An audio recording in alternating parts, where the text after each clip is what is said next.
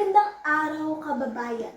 Narito ako ngayon upang muling imulat ang ating isipan sa isang krisis na matagal na nating pinapasan.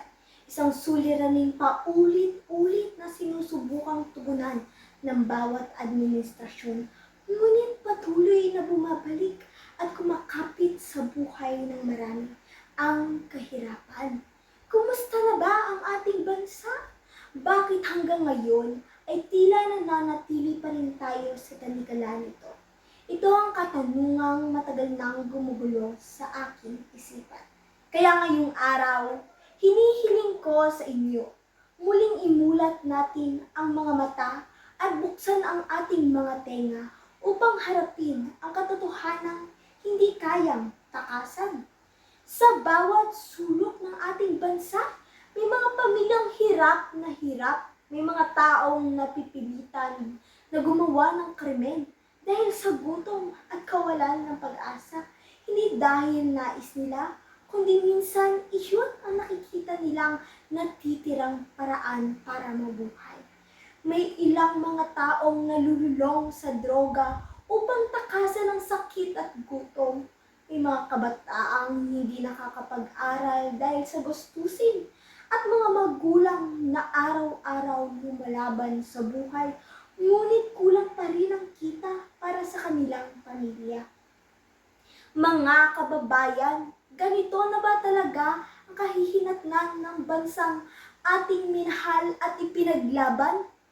Nakakalungkot, nakakadurog ng puso, at hindi natin maaaring hayaan na manatili na lamang tayo sa ganito. Wala pong sinuman sa ating mga Pilipino ang dapat nawalan ng pag-asa o mabawasan ang karapatang mamuhay ng marangal at payapa. Kaya bilang inyong Pangulo, ako mismo ang mangunguna upang iwaksi ang problemang matagal nang nagpapahirap sa ating bansa. Una, paluwakin natin ang mga oportunidad sa ating ekonomiya. Lilikha tayo ng mas maraming trabahong sapat ang sahod, may seguridad at magbibigay ng dignidad sa bawat Pilipino. Ikalawa, tiyakin natin na ang edukasyon ay magiging tunay na susi sa pag-unlad. Mula ngayon, sisiguraduhin natin ang mga pampublikong paaralan ay hindi na magiging pasanin.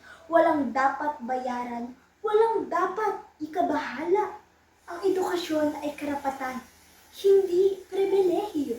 Ikatlo, hahanapin natin ang ugat ng kahirapan at doon natin bubuwagin ang mga pader na humahadlang sa pag-asenso, korupsyon, kakulangan sa oportunidad at hindi pantay-pantay na pagtrato.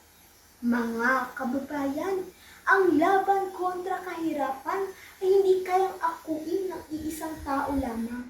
Kailangan ko ang inyong tiwala, mga inyong pakikiisa at higit sa lahat, ang inyong pananalig na kaya nating baguhin ang takbo ng ating bansa. Sama-sama tayong babangon, sama-sama nating babaguhin ang kinabukasan at sama-sama nating muling itatatag ang Pilipinas bilang bansang may pag-asa, katarungan at pag-unlad ng bawat isa.